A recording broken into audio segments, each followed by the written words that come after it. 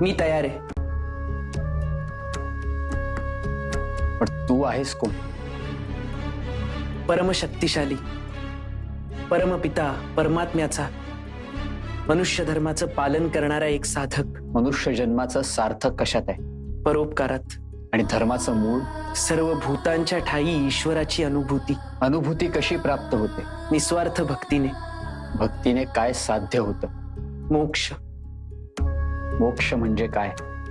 त्या विश्वाशी, त्या ईश्वराशी एकरूप होणं. आत्म्याचा परमात्म्यापर्यंतचा प्रवास. जन्म मृत्यूच्या चक्रातून स्वतःला गती प्राप्त करून घेणं म्हणजे मोक्ष. मग स्वतःची मोक्ष प्राप्ती, ती विश्व कल्याण. विश्व कल्याण हे विश्व आहे म्हणून आपण आहोत. या पृथ्वीवरचा आपला जन्म त्या ईश्वराच्या इच्छेने झालाय. त्यामुळे त्याच्या मनी असलेली योजना पूर्णत्वास नेणं हे आपलं आद्य कर्तव्य आहे. पृथ्वी, पृथ्वीपेक्षा जड काय? पातक, ज्याचं ओझं कमी करण्यासाठी हे जन्म मृत्यूचं चक्र, जे मानवाला अज्ञानाच्या अंधकाराकडून ज्ञानाच्या प्रकाशाकडे घेऊन जाईल. वायूपेक्षा हलकं आणि प्रकाशापेक्षा वेगवान काय आहे? मन.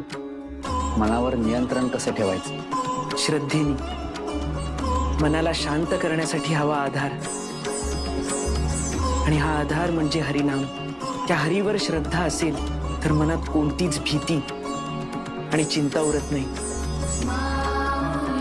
मनी उरतो तो केवळ सद्भाव. पण मनुष्याच्या ठाई असलेला वैरभाव, इतरांविषयीचा द्वेष, याचं मूळ कोणतं? अविवेक. मानवी शरीराचा खरा धर्म न समजल्यामुळे मनात येणारे अविचार. मग मानवी शरीराचा खरा धर्म कोणता?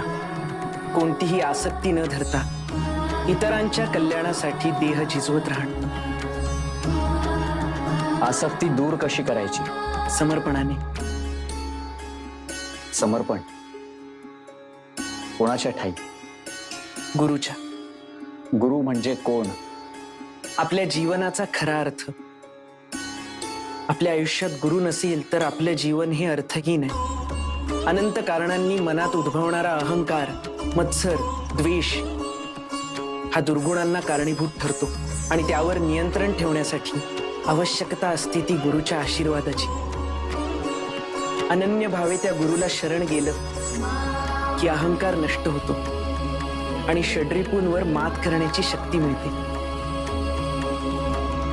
आणि आपण जीवनाच्या कुठल्याही परीक्षेत उत्तीर्ण होऊ शकतो ज्ञानदेवा.